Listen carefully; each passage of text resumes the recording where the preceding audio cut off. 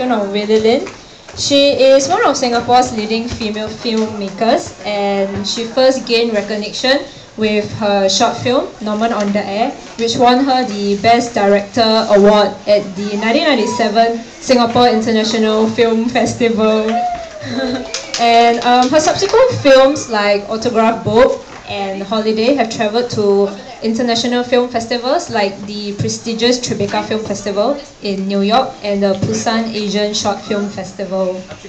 Her signature comedic touch has made her short films relatable and in demand. She also has 2 feature films under her belt, which is Gone Shopping and Forever. So today, together with Wee Li Lin, are 3 of her cast members from her short films. Please welcome Alaric Tay, who is well known for playing the character Andre Chichak in the Channel 5 sketch comedy series The News. And Denise Tan, who has acted in short films and a number of theatre productions. She's also a radio DJ with MediaCorp Radio. She's the main character in the film All My Presents. Oh, sorry, I forgot to mention. Alaric Tay was the main character in the films Lunchtime and Another Guy. And we also have Jean Go, who is one of the lead characters in the film Autograph Book. So let's welcome Lilin to talk about her DVD. Okay, Lilin, you have successfully done 2 feature films, but many of your fans actually love your short films as well. So we are today very happy to be able to present your short films in a DVD collection for the first time. It's also almost like a retrospective. How does it feel for you having come this far? Old. I feel really old. Especially when I heard 1997, like that's when I got my first award. It seems so long ago. No, but I'm extremely proud and happy, and I think if people want to see what Singapore was like in the 90s, buy my films. and obviously it's just been wonderful to be able to work with these amazingly talented people, Alaric, Denise and Jean, whom I've known for years. In fact, Denise and I have been childhood friends since birth, since we were like 0 years. Before I could even talk, we just like looked at each other. And Al, I actually casted Al in his first television series. He played a gardener in Phua Chu Kang. He was 18 years old, and I was working on Phua Chu Kang as God knows what I was doing, but I was doing casting. Okay. And I just seen Forever Fever, and I thought this young chap inside who, you know, was wearing the high-cut jeans, the high-cut bell-bottom jeans was fantastic, and that's when I first met Alaric, and decided to cast him in a couple of my short films. I see. Yeah, and then when I did Autograph Book, we actually had like a nationwide search to cast like these young girls that were supposed to play these primary 6-year-old kids, and we saw like I think almost 60 kids. Okay. And out of the 60 kids, we chose Jean and Carla, who's now living in Manila. Ah, okay. And she's in the Kitchen musical, I think Carla Darino. Oh, that's showing on AXN? Yes, I see. Right. Okay. Your film Another Guy, it's about a fresh graduate who is at a crossroad in his life. This film also won you the Special Achievement Award at the 1999 Singapore International Film Festival. This was your first film after you came back from studying at Brown University? No, my first film that I made was Norman on the Air. Norman. Yeah, Another Guy was like my 3rd or 4th film after that. After you came back from but I made, I graduated from Brown in 96, and then I made a Norman on the Air right after. But Another Guy was made right after I left my full-time job at MediaCorp. I see. And I felt like the character is someone who's at a crossroads, and then I had met Al because I casted him in Phua Chu Kang's The Gardener. So, but did this idea just came about before that, before you cast Alaric, or how did this No, I think came about? usually how I work is I find actors that I like, and I usually have like a, I guess like a startup script, and usually when I cast a person, the script, I revolve the script around that actor. And because I knew what great comic timing Alaric had, and such a wonderful face and physicality, that's right. So I actually wrote the screenplay around him. And Denise was cast as his love interest, who turned out to be a lesbian. Yeah. Well, he wasn't supposed to have an easy life, so you know. Yeah, I actually personally enjoy the film. It's I think it's still quite relatable till now, because like I think you reach a certain age where sometimes you're at a crossroad in your life. So I feel like it's still very relevant right now.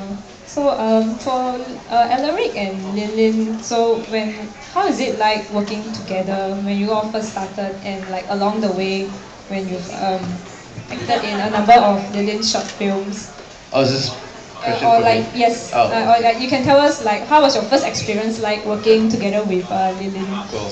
Lilin said so many nice things. Okay, so no, but I don't know, Lilin, she's like a older sister. You know, I met her when I was 17. Was it 18?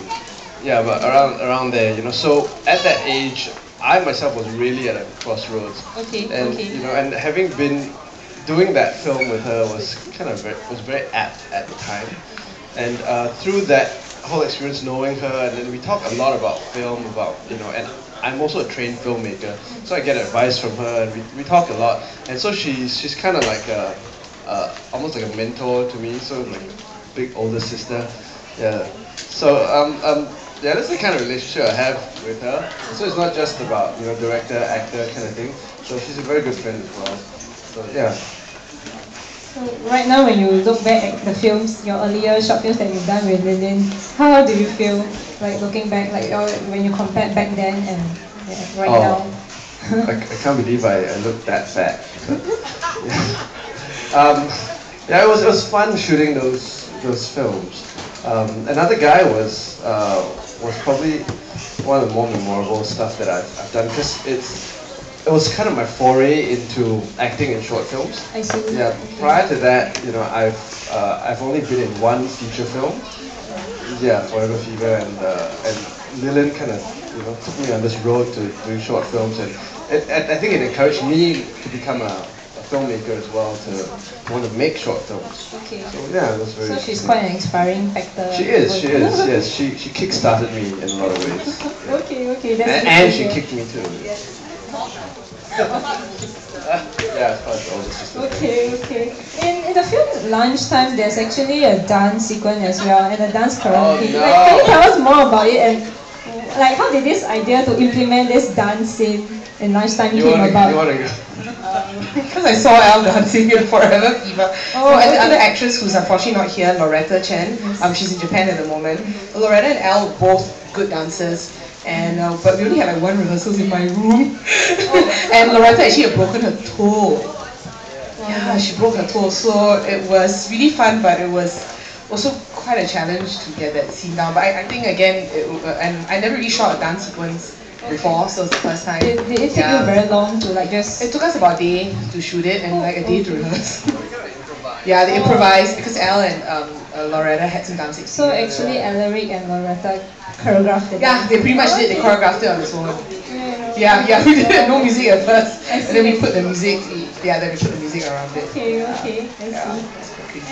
And filmmakers are often commissioned to create films for various occasions. All My Presence is actually one of the commissioned films. Can you just share with us how did this story came about? Sure. When I wrote All My Presents is basically about a young woman who takes a lot of care in buying presents for her friends, but her friends will give her things in return like soap or just very careless gifts, and basically it's about how much sensitivity you put into buying someone a present, and often those feelings will not be reciprocated. And so it was commissioned through the substation, and the only person I had in mind to do it was Denise. Yeah, because I mean we were very good friends, and we worked together a few times, and obviously she had that sensitivity and that beautiful face and everything, and we're going to shoot the film in black and white. I think Denise has like this old school beauty about her, and also it was fun, like we raided her mother's wardrobe. Her mother and my mother are very old friends. We raided her mother's wardrobe to get the frumpy outfits because Denise's clothes were too cool for the character. But it was really, I think it's probably one of my favorite short films. It was really fun to shoot. I remember that last scene, Denise had to cry. And we had this great time like laughing, like going crazy all day, right? She couldn't cry. So we brought onion to the room. And then we're like chopping onion, and I was like putting it in her eye, like, done, better cry now. And she was like, let me think of something really sad. She went away for a while. And it's like, And you wait for a while. And she said, I can't do this. And you're like, here, the thing, the onion. Then finally the tears come out, like, faster, roll the camera. The tears are coming out. Yeah. But she's a wonderful actress at that. But it's just that we were just goofing off the whole day. So, but it was really fun. Then we also casted Denise's very good friend, whom she recommended. This guy called Bin Wong, who's the head editor at Today, right? And he played kind of her love interest. This guy called Boone. Yeah, that was quite fun. And again, you know, it was we didn't have a lot of time to rehearse. I think we didn't rehearse like a couple of hours before the shoot. And then Bin came and he just did his lines and you know, when you have such great actors, their schedule was very tight and we didn't have a lot of time to prepare for it. But I think you can't tell from watching the film. It's really great performances. Yeah. The whole film was in black and white, right? Is there a reason why you wanted to shoot in black and white as opposed to color? Well, I think two reasons. I started off making black and white films when I was in Tish, because when you make your silent films and you're starting out making films, they encourage you to shoot in black and white. And I really wanted a very nostalgic feel, and we also didn't have a lot of money for art direction. So if you want to shoot color, I think the art direction has to be much stronger, and you know, we need a lot more budget work, I think, for it. And we crashed at we just used my friend Lou's apartment, and so everything had to be done pretty quickly. So I thought black and white would be a nice way to go around it, and also just to give it a more nostalgic feel. It's set Christmas, yeah.